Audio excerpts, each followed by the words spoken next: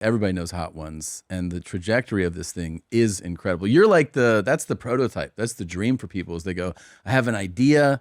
I'd like to do this, this bit kind of online and maybe it'll turn into something. And then the A++ example is Hot Ones. That's got to feel pretty amazing. Yeah, it does. I never take for granted this unique magic carpet ride that I've been on. And I'll also say that a lot of it came by accident. Like we had this idea, but I don't think we realized the degree to which, hot sauce is a disruptive element, all the hours spent like really committing to the interview, the way that it would kind of make this what's it like to have a beer with this person show that people have been trying to invent for a really long time. So everybody's doing knockoffs of it. Right? I think people and sometimes I kind of miss even just this. Like this is fine. You don't have to add some sort of high concept to it. I remember watching, maybe it was before a Monday Night Football game, and it was Sims doing an interview with Patrick Mahomes, and they're doing this interview, and then they mixed into it like playing catch with each other. Right. And I remember that being just a distracting element. Yeah. But it comes from a place of people sitting around in a boardroom being like, well, we can't just do an interview. We have to introduce some else. sort of high concept to it, which maybe it's gone a little too far. I didn't realize too the genius of Hot Ones until after doing it, which is that like on its surface, it can appear that like, oh, this is some gimmick, like eat hot wings, right?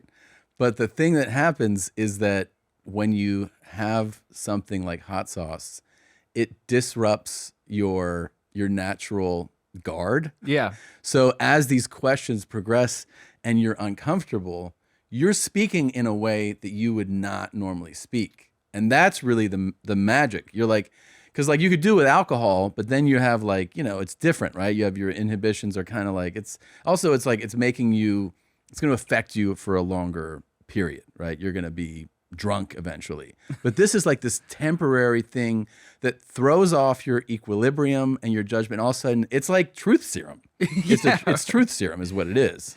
Yeah, and I think it also just distracts you from the formality of an interview. Yeah. It's so bizarre, just the concept in general, that you'll sit down, oftentimes with someone that you're meeting for the first time. You'll have to create this rhythm, this energy, this rapport, and this sense of trust with someone. Uh-huh. And then you're doing it in this ridiculous context of having all these cameras pointed at you and it being a show. Yeah. That just in its architecture should probably brick 90% of the time. Interviews should have like a 90% fail rate when you just look at how they're designed. But I think just the act of sharing a meal with somebody, that's something that can kind of create that trust. And then the hot sauce and then just being disoriented by the whole thing. I think you just kind of forget that you're on an interview show. Plus the way that we shoot, it's like deep in the room, the black curtains, all of that stuff you can kind of disappear into a void. There's all these little things. It's all the little things that add up. That are very detailed. I feel like too, like I've watched a lot of them, and I've been on the show, and you're like, you start to appreciate that you kind of leave there, and you're like, what the fuck just happened there? How did they know this stuff? And like, what did I just say? Do I have to text them and say, please cut that out? Like all those things.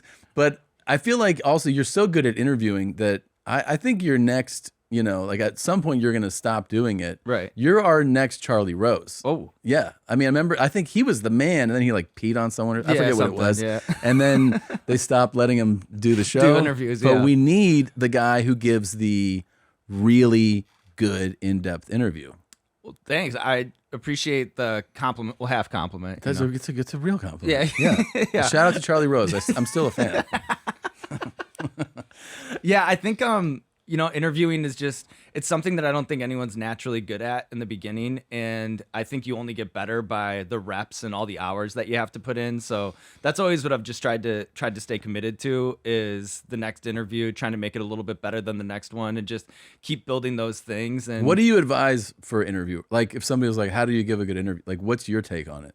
I think be naturally curious and enthusiastic when you're doing the kind of interview that I'm doing. If you're talking to a movie star that has a movie coming out, I think it's the best thing, the way that I do it is I just try to walk a mile in someone else's shoes. So if we're interviewing a musician, I'll listen to all the music, make a playlist that'll become the soundtrack to my life for a week. If they have a whole filmography, end your night with like a little double feature and really soak in their output as an artist, because I think in a lot of ways that can communicate who they are as a person just as much as anything that you would read in a profile or whatever. And then obviously you should do that other work and really dive into all the stuff. And then you have so many resources on YouTube, so many interviews, so many things that you can reference in order to get a better understanding of the person that you're talking to. But I think overall, people that begin, they'll probably just make a list of questions and just try to fill up that sheet and think like that's kind of enough or whatever. That's the when you're doing press, they always like, hey, you want to do an interview with this college kid? And you're like, sure. And then the college kid is like, what made you like comedy? And you're like, I watched it. And they're like, when did you start? And then they're like, I have 4 more. And you're like, okay. Yeah. And it's like they're filling their quota. Exactly. Yeah. They just want to fill up the sheet and be like, well, that's I've done my job, and now I'll ask the questions and kind of rely on the other person to elevate this whole thing. Yeah. So your whole thing is essentially don't be lazy.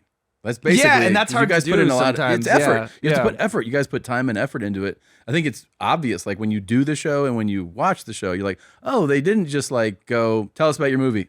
Right. Yeah. Well, I think that that's also important because you're coming in to eat these scorching hot chicken wings. I think it's only right that we meet someone halfway. It's kind of just a respect thing, but also, and maybe you can speak to this, but if you're sitting down with somebody who's just like has their list or whatever, the value of an interview is going to depend a lot on the generosity of the person that you're interviewing. Yeah. So I think that if you meet them halfway, if you show them, especially early on, that it's going to be a different kind of interview, then they'll relax their shoulders, and then that can be just as disarming as the wings and the sauce. So I think it's that combination of things, and that really can make a good interview. But I think it's also just reps and time and hours doing it that makes you better. It's clear that you guys do a better job. It's so funny because it's non-traditional media.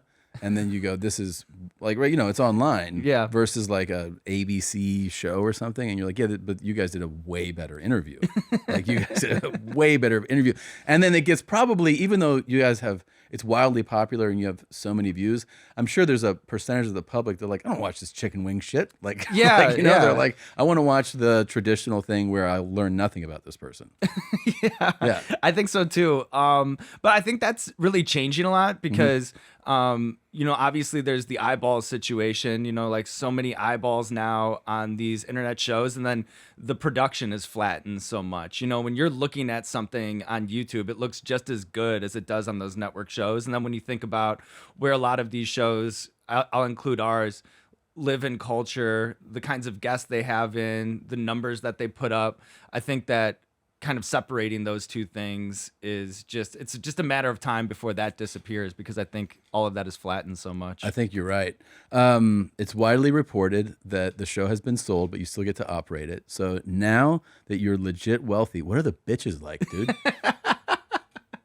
I don't know. It's kind of dry out here right now. Damn. Yeah. There's a big responsibility now with what we have going on, because we didn't plug into anything, like we basically plugged into Severance. Yeah. So now I feel like I've had such a busy year. Like January was the busiest month of my career so far until February hit. Because of the lead up to selling it, or no? I think now it's just there's the responsibility of now it's on us. You know what I mean? Like we were able to extract that Jenga piece and get our baby, and now it just feels like it all falls on our shoulders to make it successful. So I've just been selling out with everything that I do this year. And then I think that also like coincides with the profile rising, and then a lot of these other pulls in various directions, including like the reason I'm here today, you know, in Austin, you know? So it's just been the studio, the airport, the hotel, back to the airport, to the studio, hotel, like nonstop. Bert and Tom and Bert.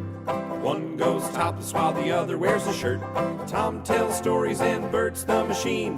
There's not a chance in hell that they'll keep it clean. Here's what we call Two Bears, One Cave.